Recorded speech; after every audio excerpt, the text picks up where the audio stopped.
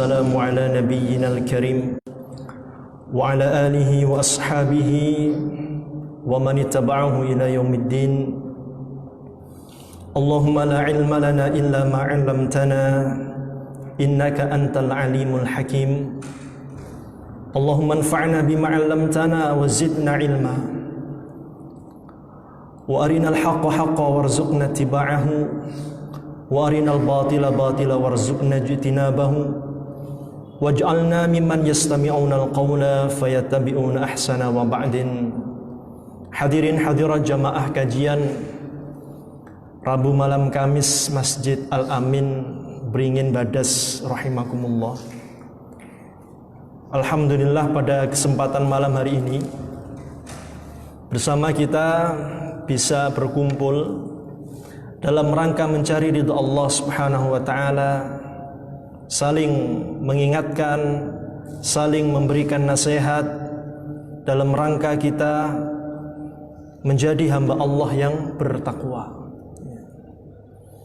Pada malam hari ini, sebagaimana tadi yang telah disampaikan, kita akan membahas insyaallah mengenai masalah hati, atau bahasa Arab sering disebut dengan qalbun. Dalam hadis, kenapa hati itu disebut qalb? Dan kenapa kok hati itu sangat penting? Karena bagian itu menentukan akan kualitas seseorang. Perbuatannya baik atau buruk tergantung pada bagaimana kondisi hatinya. Maka Rasulullah SAW dalam hadis yang sahih diriwayatkan oleh Bukhari Muslim, ala inna fil jasadi mudghah, ketahuilah bahwasanya di dalam hati itu ada gumpalan daging. Idza salahat, apabila daging itu baik, salahal jasadu kulluh, maka perbuatan kita pun juga akan baik. Wa idza fasadat, dan akan tetapi kalau hati, gumpalan daging itu rusak, maka disebutkan oleh Rasulullah fasadat kullu, fasadal jasadu kullu, rusak semua hati, rusak semua perbuatan itu. Ketika kemudian apa itu ditanyakan mengenai gumpalan daging itu, dia adalah qalb, yaitu hati, yang kita sebut sering ya, dengan seseorang itu merasakan, maka dia telah menggunakan hatinya. Dengan dia itu berpikir, dia itu menggunakan hatinya. Maka begitu pentingnya Rasulullah SAW mengatakan, disebut seseorang, disebut qalbun itu qalban, disebut hati itu hati, adalah karena sering berbolak-balik. Kadang waktunya dia itu baik, dia jadi baik. Ketika hatinya lagi sakit, maka dia juga mengalami banyak sakit dalam perbuatannya. Bahkan Rasulullah SAW memberitahukan bahwasanya hati manusia itu antara dua jari Allah. Jadi bisa berubah-ubah gitu, sesuai dengan kehendaknya Allah Subhanahu wa taala. Maka sangat disunahkan kita itu selalu berdoa kepada Allah, meminta kepada Allah yang maha membolak-balikkan hati. Ya muqallibal qulub tsabbit qalbi ala dinik. Wahai yang membolak-balikkan hati, maka tetapkanlah hati kami itu di dalam agamamu, di dalam iman, di dalam Islam. Maka doa ini menjadi suatu hal yang sangat penting bagi kita yang meyakini bahwasanya hati itu berubah-ubah. Maka dalam kitab yang saya baca ini, yaitu kitab Tazkiyatun Nufus, para ulama memberikan pembagian hati. Hati itu ada 3 jemaah. Ada yang disebut sebagai qalbun salim, yaitu hati yang sehat. Ada yang disebut dengan qalbun marid, hati yang sakit. Yang naudzubillah adalah qalbun mayyit, hati yang mati. Ya. Dari tiga ini yang kita selalu berharap adalah hati yang pertama, yaitu qalbun salim, hati yang sehat. Kenapa? Allah Subhanahu wa taala sudah menjamin hati yang sehat itu, hati yang baik itu. Dalam Al-Qur'an Allah berfirman, A'udzu billahi minasyaitonir rajim. La yanfa'u malun wala banun illa man atallaha biqalbin salim. Pada hari yang tidak bermanfaat semua harta, anak-anak, kecuali mereka yang menghadap kepada Allah Subhanahu wa taala dengan hati yang baik. Berarti apa? Berarti kalau kepingin Allah Subhanahu wa taala menjadikan kita nanti orang-orang yang mendapatkan manfaat di akhirat atau mendapatkan kebahagiaan, maka syaratnya tetapkan hati ini selalu dalam keadaan yang baik, yang sehat tadi. Hadirin jamaah yang dirahmati oleh Allah. Ya. Lantas apa yang disebut sebagai hati yang baik itu? Hati yang sehat itu? Ya. Al-qalbul ladzi salima min kulli syahwatin adalah hati yang dia itu selamat dari segala bentuk pengaruh syahwat. Nah. Syahwat itu nafsu jemaah. Sering ya, nafsu kita itu menyeru kepada hal-hal yang buruk. Inna nafsa la'ammaratum bisu, mendorong kepada hal-hal yang buruk itu. Nah, hati yang dia selamat dari hal-hal yang buruk ini, itulah hati yang salim, hati yang baik, hati yang sehat, hati yang hidup. Nah, kenapa? Karena syahwat mengajarkan atau mendorong seseorang untuk melanggar daripada perintah-perintah. Tidak sekedar nafsu, syahwat, bahkan sampai dalam perkara-perkara syubhat. Ya. Maka kemudian fasalima min ubudiyatihi ma siwah. Ketika hati seseorang itu baik, hidup dengan iman kepada Allah Subhanahu wa taala, maka dia akan menyembah kepada Allah Subhanahu wa taala dengan sebaik-baiknya bentuk penyembahan. Taat kepada Rasul. Tidak kemudian menyelisihi daripada apa yang diinginkan oleh Allah dan Rasulnya. Penuh dia itu cinta kepada Allah, cinta kepada Rasulullah. Penuh dia itu tawakal kepada urusan-urusan yang telah ditentukan oleh Allah. Berusaha harus, bahkan berikhtiar kalau seorang muslim itu. Jadi berusaha kepada sesuatu yang memang diridhoi oleh Allah, itu ikhtiar.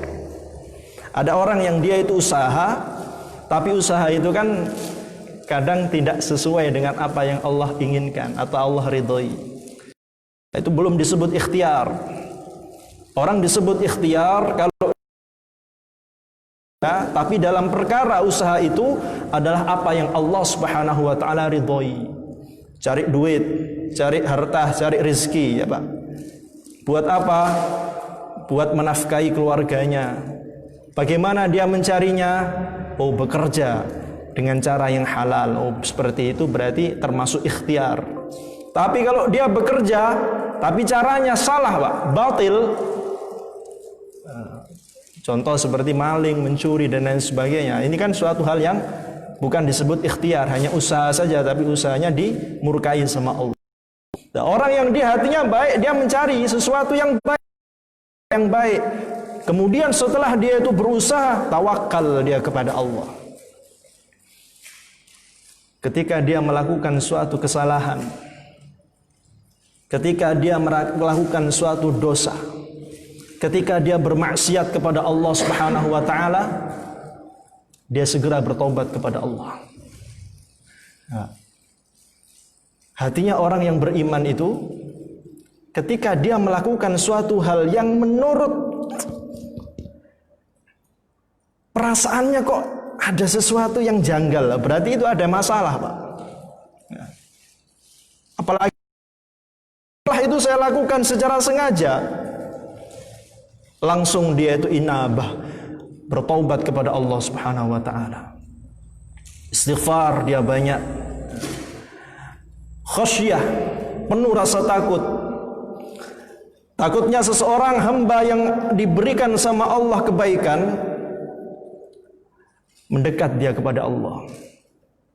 Bukan layaknya kita kalau takut kepada sesuatu yang menakutkan, baik hewan maupun apa, pasti kita menjauh, Pak. Tapi kalau takutnya orang yang beriman kepada Allah, tidak dia menjauh dari Allah, tapi justru dia semakin taqarrub kepada Allah Subhanahu wa taala. Hati yang baik itu khasyah. Maka para ulama itu kan mereka memiliki hati yang luar biasa. Pancaran hatinya itu disebut nurun ala nur, cahaya Allah itu ya. Maka cahaya Allah itu tidak akan diberikan kepada mereka yang ahli maksiat. Orang yang ahli maksiat pasti tidak takut kepada Allah, karena yang takut kepada Allah nggak akan melakukan maksiat fisirri wal alaniyah, baik secara sembunyi-sembunyi maupun terang-terangan, nggak mau, Pak. Kenapa? Dia tahu bahwasanya Allah Subhanahu wa taala sedang mengawasinya.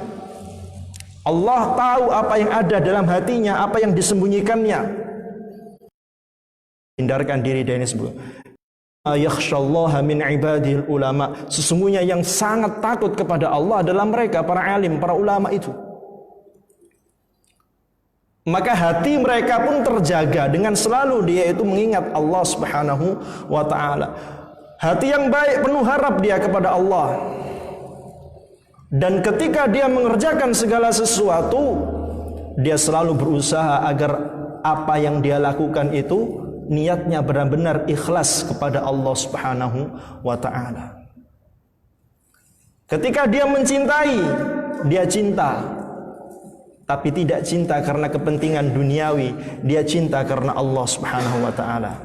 Allahumma inna nas'aluka hubbak wa hubba man yuhibbuk wa kulla amalin yuqarribuna ila hubbik. Itu doanya. Ya Allah, sesungguhnya kami meminta kepadamu cintamu dan cinta orang-orang yang mencintaimu, dan setiap bentuk amal perbuatan yang menghantarkan kami kepada cinta kepadamu. Ini, Pak, kan biasanya orang itu kalau menggambarkan hati itu kan dengan tanda I love you ya. Kalau kita cinta kepada Allah dan cinta segala sesuatu yang mereka atau menghantarkan kepada Allah Subhanahu wa taala, maka itu bagian daripada kita memiliki hati yang baik. Kemudian tidaklah dia membenci. Hati yang baik adalah tidaklah dia membenci kecuali apa yang memang Allah Subhanahu wa taala benci. Wa in a'ta lillah. Kalau dia memberi, Pak, dia memberi karena Allah.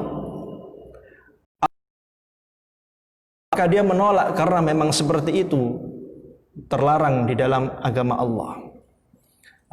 Maka itu disebut sebagai hati yang baik. Ada kesesuaian antara perkataannya dengan perbuatannya. Ketika ada perintah Allah Subhanahu wa taala atau larangan Allah Subhanahu wa taala, maka dia sami'na wa ata'na, bersegera untuk melakukan. Tidak banyak kemudian pemikiran atau pilihan. Ya.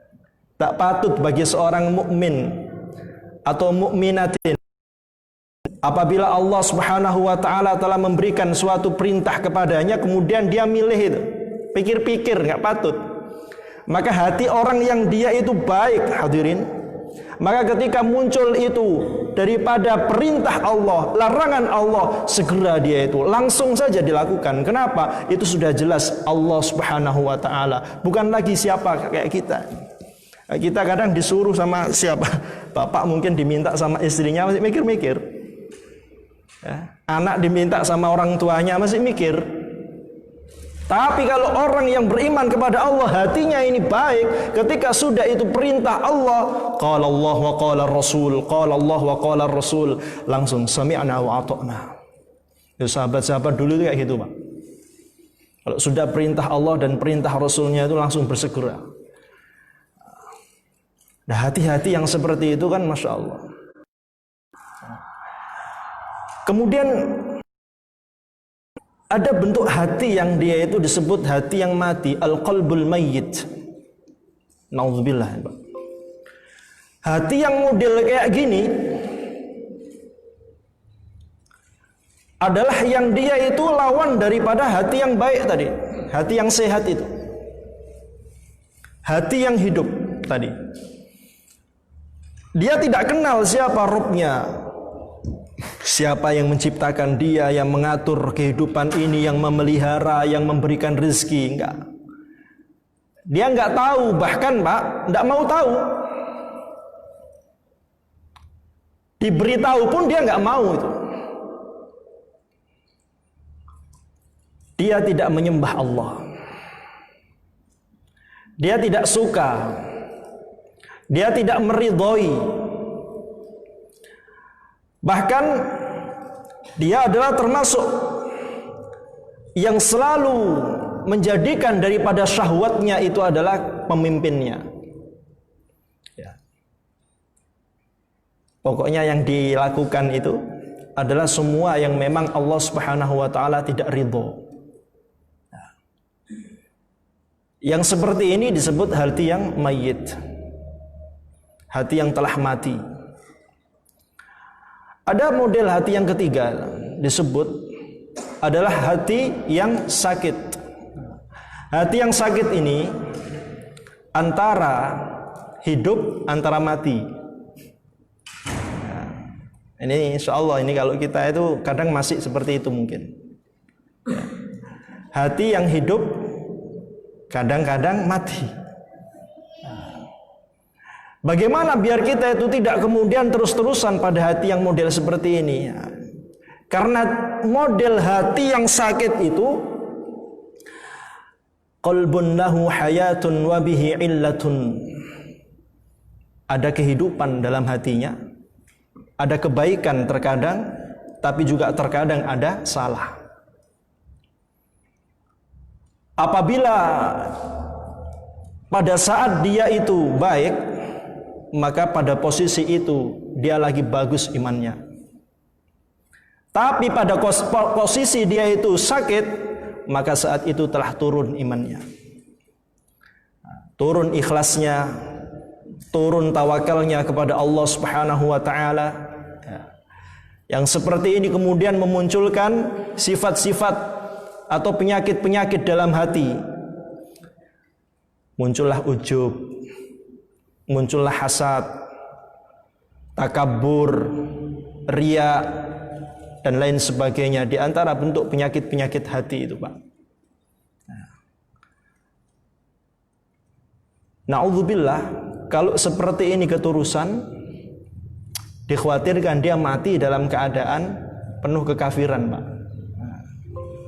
Fi qulubihim maradun fazadahumullahu maradah sawa'un 'alaihim a'anzartahum am lam tunzirhum fahum la. Kalau hati sakit seperti ini kok kemudian yang dia sakit tidak merasa sakit, kira-kira penyakit itu bakal membinasakan atau tidak, Pak? Pasti akan membinasakannya. Maka oleh karena itu kita membahas masalah hati-hati ini.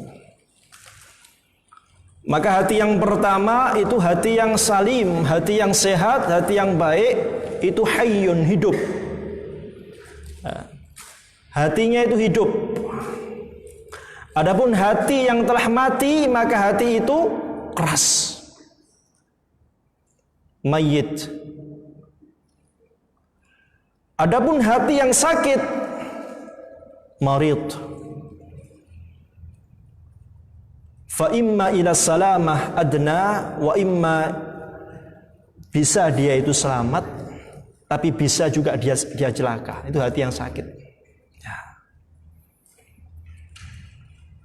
Lantas bagaimana tanda-tanda daripada hati yang sehat dan hati yang sakit? Nah, disebutkan alamatu maradil qalb, tanda-tanda sakitnya hati.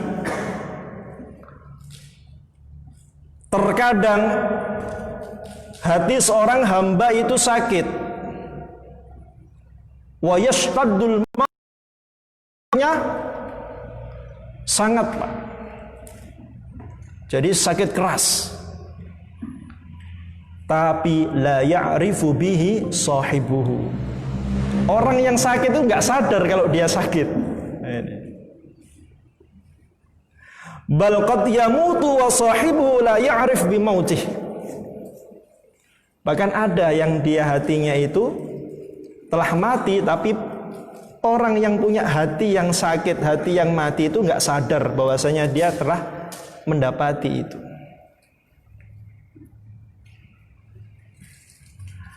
Lantas apa tandanya? Anna sahibahu la tu'limuhu jarahat al-ma'asi. Nah ini, Pak, di antara tanda sakitnya hati adalah pelaku atau pemilik hati yang sakit ini, dia itu enggak merasakan lukanya kemaksiatan yang dia lakukan itu. Nah, umumnya orang kalau dia itu sakit, Pak ya, ketika dia luka pasti dia kerasa. Orang kalau dia itu sehat, orang kalau dia itu sehat, panjenengan ini kan semuanya sehat, Pak ya. Nah, nanti kalau ada tiba-tiba pusing, badan ini kok greges, berarti tanda ada sakit. Ada, Pak, orang dia itu sakit tapi nggak ngerasa dirinya sakit.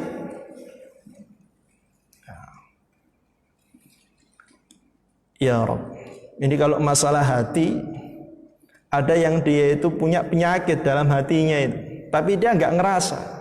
Keterusan, Pak, sampai akhirnya naudzubillah mati dalam keadaan penuh kekafiran itu. Padahal sakit, luka itu akan memberikan rasa sakit. Nah, hati yang sakit itu nggak ngerasa. Ketika dia melakukan maksiat itu nggak merasa bahwasanya maksiat itu bisa menyebabkan daripada penyakit pada dirinya. Beda dengan orang yang dia sehat. Orang yang dia sehat, ada rasa sakit dikit, kerasa, Pak. Maka kemudian dia kalau melakukan suatu kesalahan, yaitu maksiat, yaitu dosa, dia segera, Pak, bertobat kepada Allah, istighfar.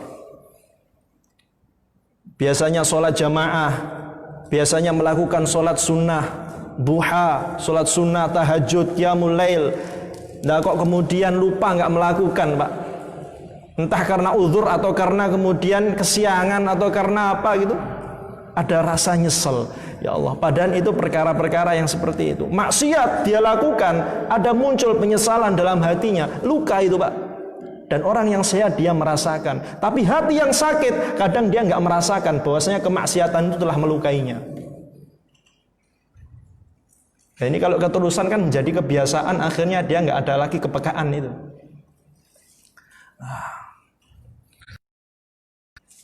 Ya. Di antara tandanya yang lain,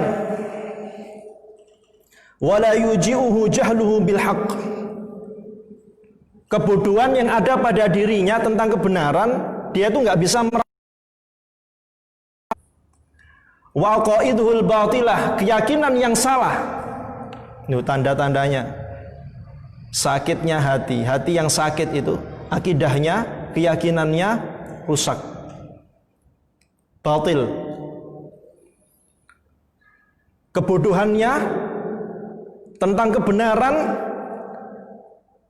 itu tampak, tapi dia menganggap bahwasanya kebodohan itu adalah suatu kebenaran. Fa innal qalba idza hayyan ta'lam bi wurudil qaba'ih alaihi. Hati itu kalau lagi sehat, Pak, hati yang sehat, hati yang baik, hati yang hidup, ketika ada sesuatu keburukan dia tuh langsung merasa. Nah itu. Ketika ada kebodohan tentang suatu kebenaran, dia tuh merasa, oh saya nggak tahu ini, itu benar itu.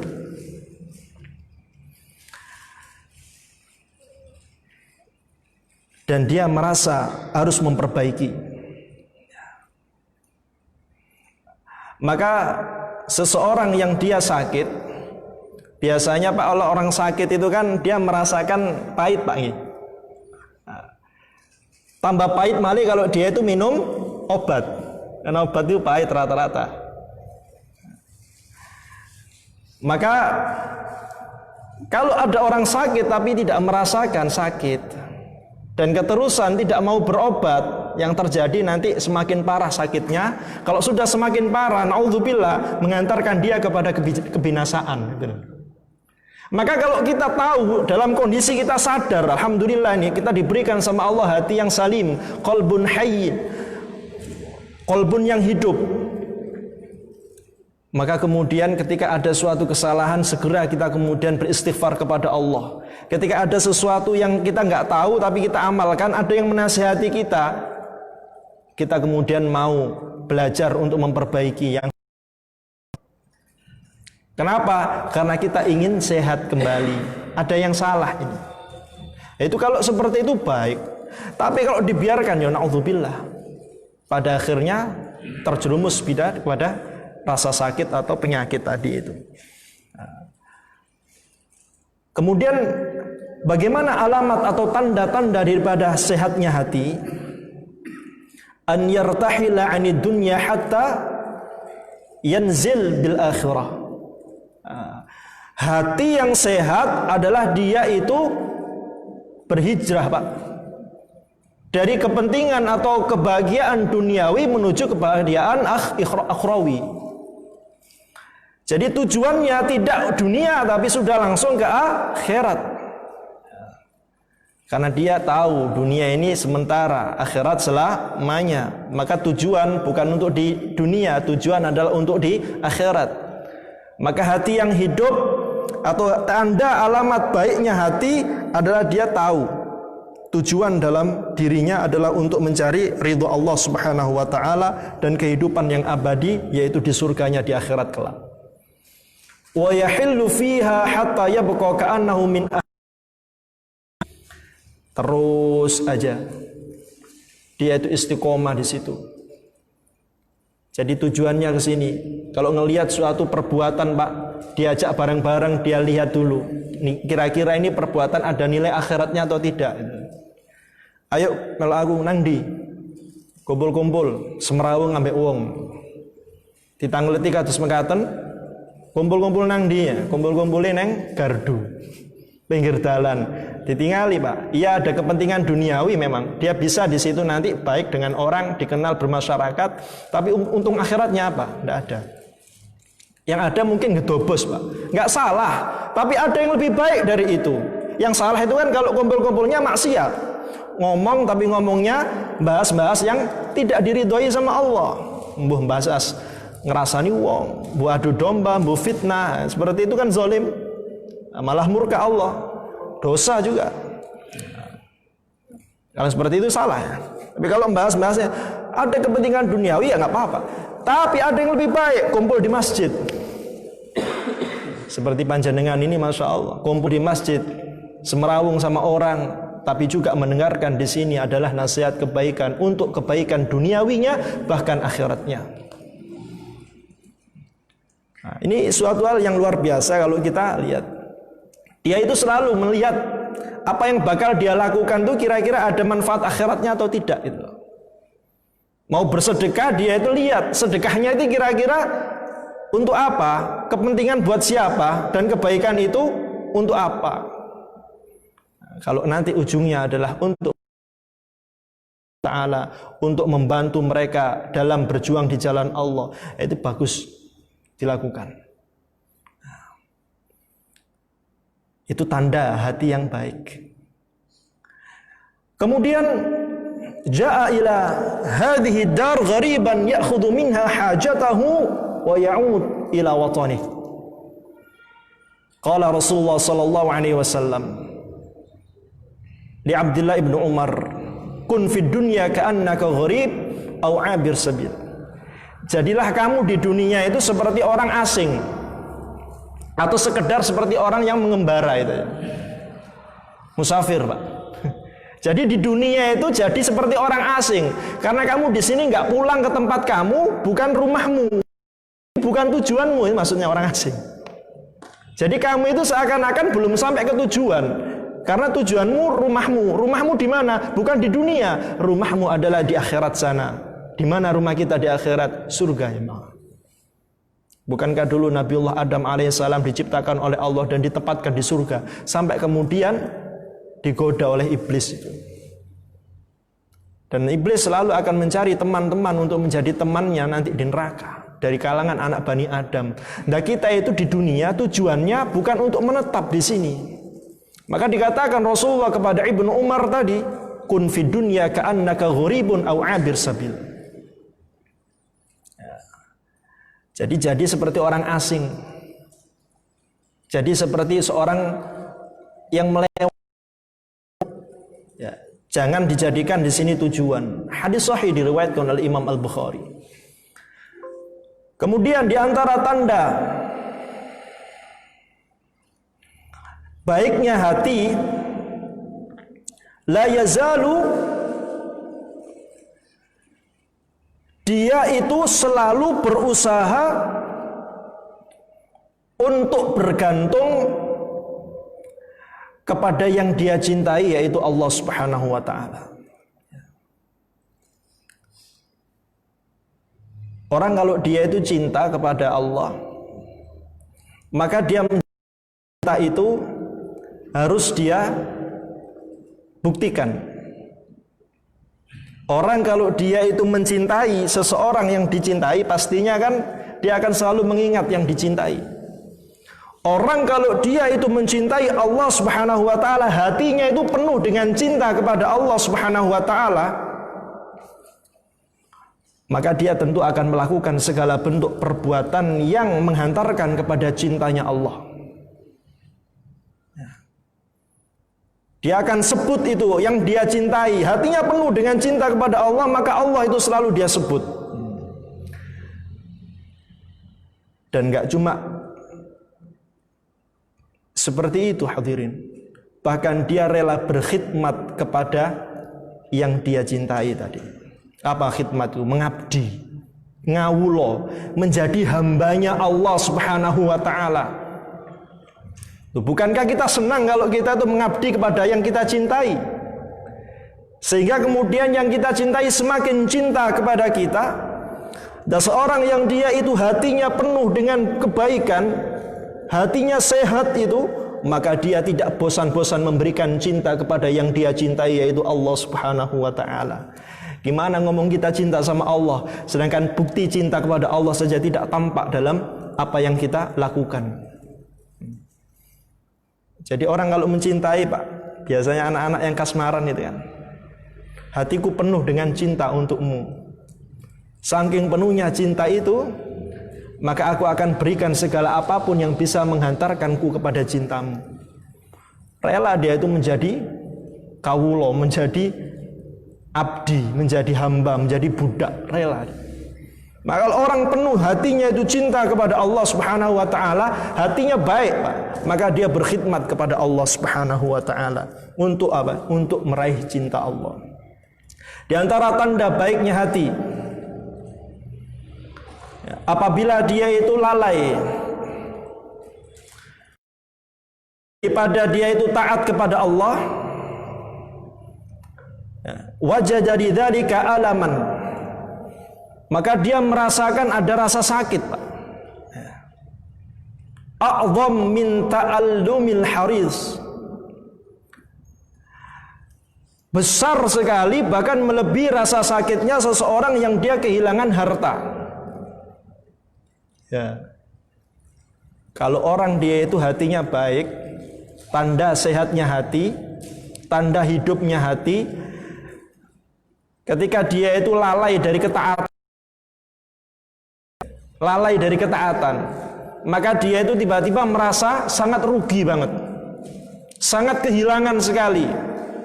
Nah, kita kan kalau cinta sekali dengan sesuatu, maaf ya, HP ini kalau nggak kebawa, atau HP ini sampai hilang, bingung kita, nyesel ya Allah, ngerti omang kata cukup mang, Nanti nama galak gowa, delek nang omahe, ndak kok lugur. Nah orang kalau dia itu benar hatinya itu kepada Allah baik hadirin, sehat hatinya itu masya Allah. Dia itu kalau melalaikan ketaatan itu sangat-sangat dia itu merasa rugi. Kayak ada luka dalam hatinya ya Allah. Wa min alamati sihhati an yashtaq ila al-khidmah kama yashtaqul ja'i ila at-ta'am wasyarab. Orang kalau dia baik hatinya, tandanya adalah dia itu rindu untuk selalu berkhidmat kepada Allah Subhanahu wa taala. Seperti seorang yang dia lapar, dia itu merindukan makanan dan minuman. Sampai mboten kula kali panjenengan kinten-kinten merindukan khidmat kepada Allah, kados tiyang ingkang luwe merindukan minuman dan makanan. Artinya apa Pak? Dia itu sangat merindukan benar-benar bagaimana bisa selalu beramal soleh, bertakwa kepada Allah. Nah ini loh, kayaknya hidupnya itu buat ngabdi saja kepada Allah, nggak usah yang lain-lain gitu. Kayaknya mungkin kayak gitu, tapi ya kan nggak mungkin kayak gitu. Kita disuruh kita itu disuruh adil masalahnya, ya kan? Disuruh adil. Kita suruh bekerja, nggak cuma ibadah, karena bekerja untuk menafkahi istri, anak itu juga diantara bentuk ya. Dan bentuk kita itu ibadah kepada Allah. Jadi ibadah itu maknanya juga nanti luas. Maka kita masya Allah ngaji ini kita niatkan dalam rangka ini kita juga beribadah kepada Allah Subhanahu wa taala, rindu untuk selalu berkhidmat. Seperti rindunya seorang yang dia kelaparan merindukan makanan dan minuman. Ya. Dikatakan oleh Yahya ibnu Mu'ad, "Man surra bi khidmatillahi surat al-asya bi khidmatihi." Siapa yang dia itu bahagia dengan dia berkhidmat mengabdi kepada Allah, maka dibahagiakan segala sesuatu untuknya, dibahagiakan segala sesuatu untuk berkhidmat kepadanya. Waman farrat ainuhu billah farrat uyunu kullu ahadin bin nadhari ilaihi. Siapa yang dia matanya lari daripada Allah Subhanahu wa taala, maka dipalingkan mata setiap orang untuk memandang kepadanya. Bisa kayak gitu. Jadi artinya kalau kita itu totalitas berkhidmat kepada Allah, masya Allah, diceritakan ada ya yang dia itu selalu kerjanya khidmat buat umat ini. Di antara khidmat kepada Allah diniatkan adalah dengan membantu orang-orang Islam, orang-orang mukmin kepada Allah ini. Apa Pak? Kayaknya nggak bosen itu, kayaknya nggak capek itu. Padahal ya kita manusia ada keterbatasan. Tapi karena saking dia itu bahagianya di situ, rasa capeknya itu jadi hilang. Yang kalau seperti ini, nanti Allah Subhanahu wa taala jadikan segala sesuatu itu mengabdi kepadanya. Wa min alamati sihhah, di antara tanda sehatnya hati, an yakuna hammuhu wahidan wa an yakuna fillahi ya'ni fi ta'atillah. Dia punya keinginan itu cuma satu, Pak. Cita-citanya adalah bagaimana dia itu taat selalu kepada Allah. Di antara tandanya an yakuna waktuhu an yadhhaba, jangan sampai waktunya itu hilang sia-sia. Wa min alamati sihha, di antara tandanya an yakuna idza dakhala fi sholati dhaba anhu hammuhu fid dunya. Kalau sudah waktunya sholat, maka dia tinggalkan segala sesuatu yang menyibukkan daripada perkara duniawi itu. Di antara tanda baiknya hati itu, sehatnya hati itu, tatkala sudah masuk waktu sholat, maka dia tinggalkan segala kepentingan duniawi. Tatkala dia sudah takbir Allahu Akbar, artinya apa, Pak? Allah, nah itu terjemahannya. Artinya adalah segala sesuatu kecil, yang besar hanya Allah. Artinya semua ditinggalkan. Kepentingan apapun yang kemudian membuat dia sibuk, pikirannya hanya Allah Subhanahu wa ta'ala. Yang seperti ini adalah diantara tanda daripada baiknya hati. Tanda yang lain, tidak luput dia itu untuk selalu zikir kepada Allah. Tidak bosan dia itu untuk selalu khidmat kepada Allah. Dan perhatiannya, orang kalau baik hatinya, di antara tanda sehatnya hati, perhatiannya adalah bitashihil amal a'zam minhu bil amal. Perhatian dia untuk memperbaiki amalnya itu lebih daripada dia itu beramal itu sendiri. Jadi kita itu lebih sibuk untuk memperbaiki amal kita daripada beramal tapi salah gitu Pak. Nah, maka orang-orang yang dia hatinya baik itu dia mikir kira-kira apa yang saya lakukan ini udah benar atau salah gitu loh Pak. Kalau sudah benar, alhamdulillah, lanjut istiqomah. Tapi kalau salah, dia berusaha untuk memperbaiki. Jadi bukan kita kemudian langsung ngamalkan sesuatu tanpa tahu benar atau salahnya, enggak. Di antara baiknya hati, tandanya adalah ketika dia melakukan sesuatu, dia coba untuk mengecek tashih, benar enggak ini amal saya. Kemudian wa yahrus 'alal ikhlas fih. Kalau sudah beramal, ini alhamdulillah sudah benar nih, sudah baik nih. Apa yang dilakukan setelahnya adalah dia ikhlas. Dan dia tidak menutup diri dari nasihat kebaikan. Ya, illal ladzina amanu wa 'amilus shalihat wa tawassaw bil haqqi wa tawassaw bis sabr. Setelah beriman, dia beramal. Amalnya diniati dengan benar, ikhlas kepada Allah. Amalnya dengan cara yang benar sesuai dengan tuntunan Rasulullah sallallahu alaihi wasallam. Kemudian an-nasihah. Dia selalu menantikan nasihat dengan kebenaran, dan dia juga selalu menantikan nasihat dalam kesabaran. Wal mutaba'ah, selalu Pak.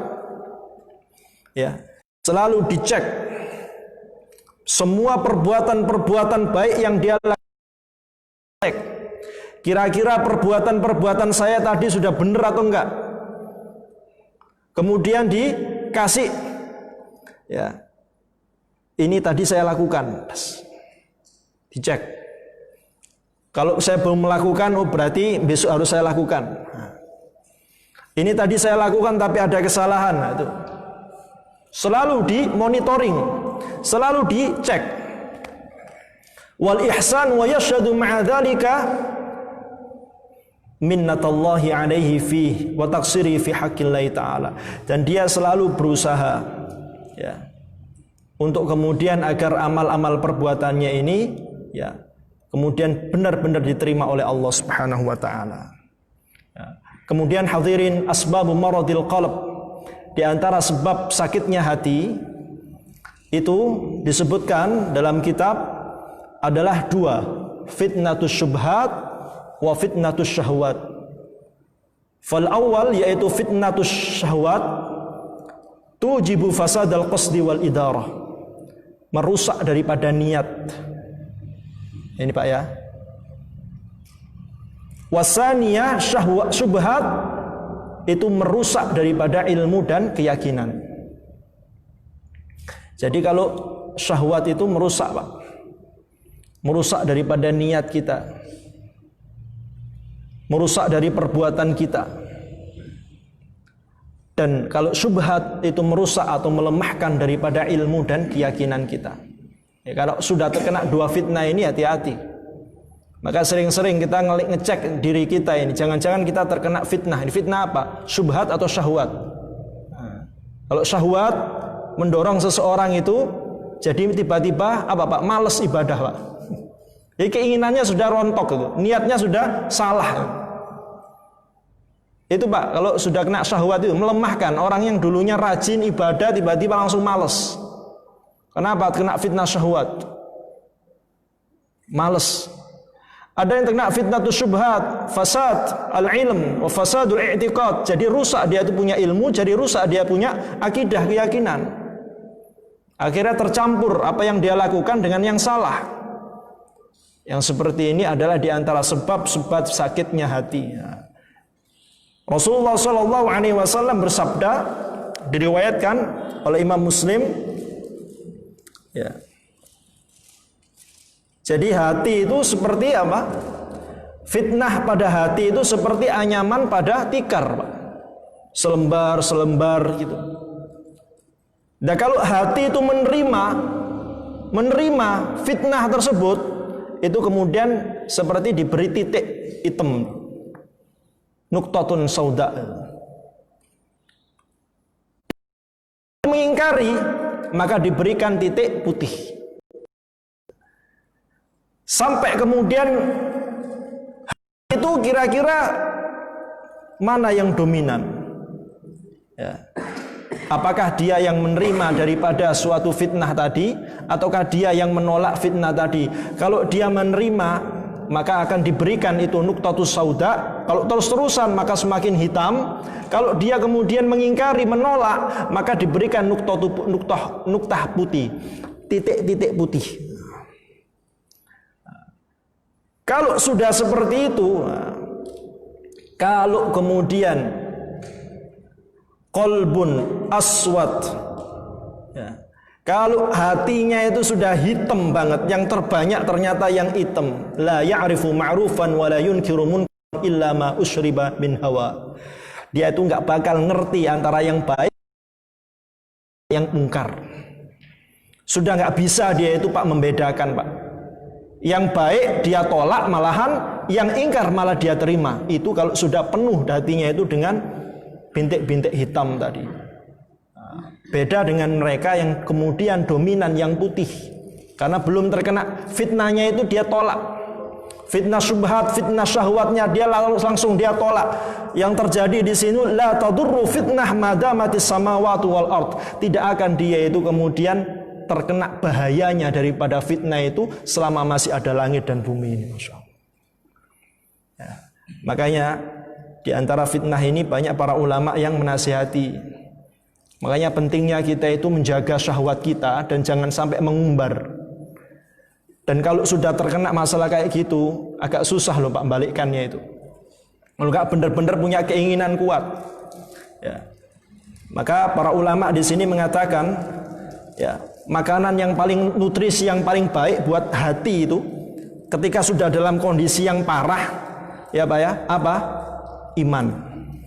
Nutrisi yang baik buat hati kalau sudah dalam kondisi terkena fitnah, iman. Kembali lagi ke iman. Rukun iman itu aja didalami lagi, kemudian benar-benar dijaga, diaplikasikan iman.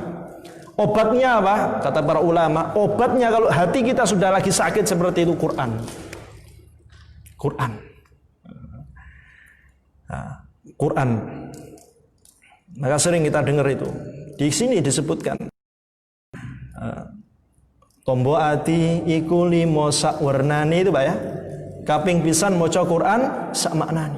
Itu disebutkan para obat hati, ya, itu adalah membaca Al-Quran, merenunginya, mentadaburinya, kemudian mengaplikasikannya, mendakwahkannya itu. Menjadi ahli Quran senantiasa hatinya itu. Nutrisinya Pak iman. Sudah kan diobati dengan kita Quran, kita kaji lagi, kita Masya Allah baca dan lain sebagainya itu. Nutrisinya iman, jaga iman itu. Jangan kemudian mulai melenceng lagi karena syubhat dan syahwat tadi fitnahnya. Ini sebagai penutup. Sumum al-qalb al-arba'ah. Ada 4 racun hati. Kita harus hati-hati. Hatinya kadang sudah baik. Hatinya mungkin kategorinya sampai sakit saja. Enggak sampai naudzubillah mati, Pak. Tapi ada yang meracuni. I'lam annal ma'asi kullaha sumum lil qalb. Semua bentuk maksiat itu hakikatnya adalah racun untuk hati, Pak. Dan sebab daripada sakit dan binasanya hati. Maka oleh karena itu Ibnul Mubarak berkata, "Ra'aitu adz-dzunuba tumitul qulub." Aku melihat bahwasanya dosa-dosa itu yang mematikan daripada hati. Wa qad yurithu dzulla idmanuha. Dan dia mewariskan kehinaan. Wa tarku dzunubi hayah lil qulub. Dan meninggalkan dosa itu adalah menghidupkan hati. Khairun li nafsika, dan itu lebih baik buat diri kamu. Seperti itu. Maka siapa yang dia menginginkan hatinya itu hidup, hatinya itu sehat, hatinya itu baik, ya, maka hendaknya dia menghindari racun-racun dalam hati itu. Dengan dia itu menjaga selalu, ya, jangan sampai hatinya terkena fitnah. Di antara daripada racun-racun hati disebutkan ada 4. Fudulul kalam, berlebih-lebihan dalam berbicara. Wa fudulun nadhar, berlebihan dalam memandang. Wa fudulut ta'am, berlebihan dalam makanan. Wa fudulul mukhalatah, dan berlebihan dalam bergaul. Tentu ini dijabarkan secara detail, ya, saya singkat saja. Fudulul kalam, banyak bicara, Pak. La yastaqimu imanu abdi hatta yastaqima qalbuh, wa la yastaqimu qalbuh hatta yastaqima lisanuh. Disebutkan oleh Rasulullah SAW dari sahabat Anas, tidak akan lurus tegak daripada iman kita sampai tegak lurusnya hati kita ini. Dan tidaklah hati itu lurus sampai kemudian lurus juga ini kita punya lisan. Allah. Jadi lurusnya iman selalu berbarengan dengan lurusnya hati. Dan untuk kemudian menjadikan hati kita itu selalu lurus, istiqamah, bistiqamatil lisan, harus dijaga ini Pak, lisannya itu. Insyaallah. Kemudian Rasulullah SAW juga bersabda, "Ala ukhbiruka." Ya. Maukah kamu aku beritahukan, ya, kepada sesuatu yang bisa menjaga dirimu semuanya? Bala ya Rasulullah. Baik ya Rasulullah. Thumma qala, kemudian Rasulullah SAW, kuffa 'alaika hadha. Cukupkan lisanmu ini. Jadi kalau kita pengen Pak terjaga apapun daripada diri kita dari segala bentuk hal, maka jaga ini lisan. Nah, bahkan disebutkan di dalam hadis riwayat Abu Hurairah, aktsar ma yadkhulun nasun nar al-ajwafan. Paling banyak manusia itu masuk neraka itu karena 2 lubang. Al-famu wal faraj. Lubang yang pertama itu adalah mulut, lubang yang kedua adalah kemaluan.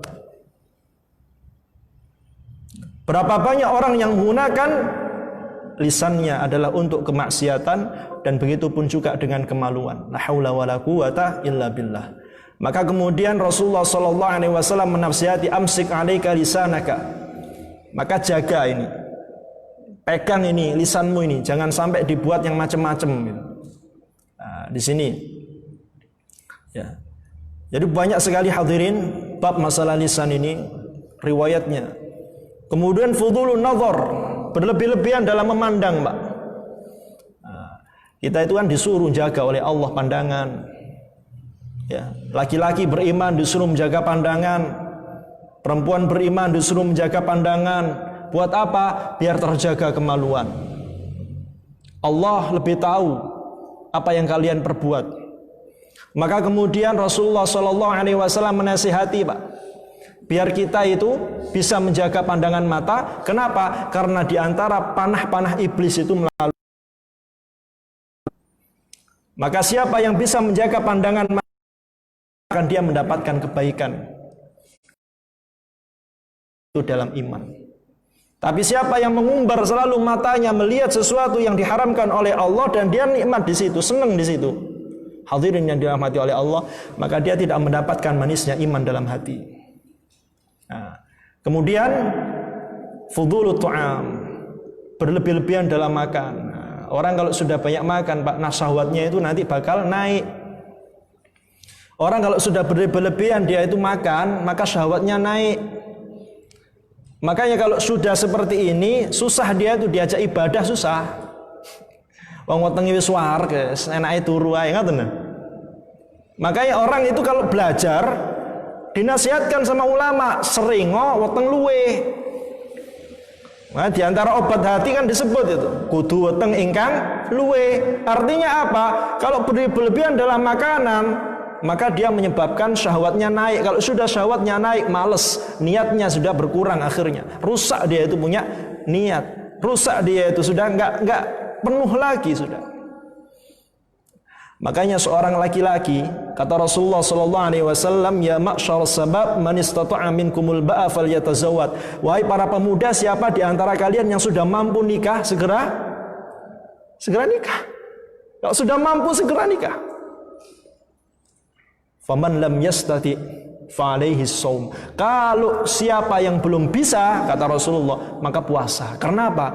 Karena dengan puasa itu syahwatnya terjaga. Sedikit makanan, syahwatnya tidak banyak, hadirin. Ya, orang kalau sudah puasa itu lemes. Kan ngaten. Nah, kalau banyak makan tadi, apalagi makannya daging-dagingan, masya Allah, panas pak. Ya, yang seperti ini akhirnya banyak maksiatnya, syahwatnya mendominasi. Yang terakhir disebut fudul al-mu'asyarah. Di sini disebutkan berlebih-lebihan dia di dalam bergaul, mukhalatah ya. Fudul al-mukhalatah, berlebih-lebihan di dalam dia itu bergaul. Padahal Rasulullah sallallahu alaihi wasallam itu sudah berbicara, seseorang itu berada di atas agama temannya, atau bahkan disebutkan dalam hadis ya, seseorang itu kalau berkumpul dengan yang baik, maka dia akan mendapatkan dua kebaikan. Antara dia itu menjadi baik atau mendapatkan kebaikan dari orang yang dia kumpuli. Tapi kalau dia itu berkumpul dengan orang yang buruk, antara dia menjadi buruk atau mendapatkan keburukan dari dia. Makanya berlebih-lebihan dalam bergaul itu juga menjadi suatu masalah, terkena syubhat nanti. Bukan syahwat, syubhat. Kumpul ambek konco sing macem-macem, nggak jelas, baik buruk langsung aja Pak diambil. Dan nggak tahu, nggak sadar dia bahwasanya itu memberikan syubhat kepada dia nanti. Makanya saya cuma ya kayak gini yo, jangan kemudian langsung ada orang ngaji belajar sama ustadz, nah, ustadznya itu mungkin beda sedikit dari sisi mazhab yang dia ikuti. Kemudian jangan kumpul sama mereka atau ngaji sama mereka, nanti terkena syubhat. Bukan kayak gitu hadirin. Nah, kalau orang alim itu kumpuli, silakan ngambil ilmu dari mereka. Ya, kadang yang dia itu menjaga, jangan kumpul sama ustadz ini, jangan ngaji sama ustadz ini. Kadang niatnya menjaga, tapi nggak tahu bahwasanya dia itu terkena penyakit itu sendiri. Penyakit apa? Fitnah itu sendiri. Terkena penyakit hati itu sendiri, hadirin. Disebutkan dalam kitab para ulama. Sesama para ulama itu kadang muncul hasad. Nah, jadi kalau sudah jadi ulama itu kadang hasadnya muncul. Nah, maka hati-hati kalau kita sudah kemudian sama-sama ngerti alim, ada orang ngaji kepada alim juga, kemudian kita menghindarkan dia dari dia. Karena apa? Nah, ini pertanyaan.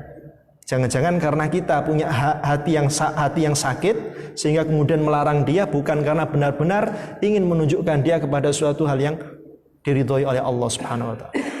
Makanya perlu ya, al-fudul mukhalatah ini juga dijaga. Kita belajar, kita mengkaji sesuatu adalah kepada mereka para alim. Dan para alim ini telah diberikan sama Allah kebaikan-kebaikan. Fas'alu ahla dzikri in kuntum la ta'lamun. Yang kita enggak boleh kumpuli hadirin adalah mereka yang memang tidak sama sekali mempunyai ilmu dan tidak takut kepada Allah Subhanahu wa taala. Yang seperti ini berhati-hati. Hanya sebatas dalam masalah mungkin kemanusiaan boleh, tapi kalau untuk kita mengambil ilmu dan kemudian ingin memperbaiki daripada kehidupan akhirat kita, tidaklah seperti itu. Kenapa? Nanti terkena fitnatus syubhat. Kalau sudah terkena fitnatus syubhat, rusak kita punya ilmu, rusak pula kita punya daripada keyakinan akidah seperti itu. Saya kira ini yang bisa kita sampaikan, yang bisa kita kaji. ini menjadikan kita lebih berhati-hati di dalam kita itu menjaga hati dan lebih waspada lagi. Dan semoga kita semuanya hamba-hamba yang memiliki hati yang baik, hati yang hidup, qalbun salim. Ini yang bisa disampaikan. Terima kasih atas perhatian. Mohon maaf atas kekurangan. Subhanallahumma wa bihamdika asyhadu an la ilaha illa anta astaghfiruka wa atubu ilaik. Assalamualaikum warahmatullahi wabarakatuh.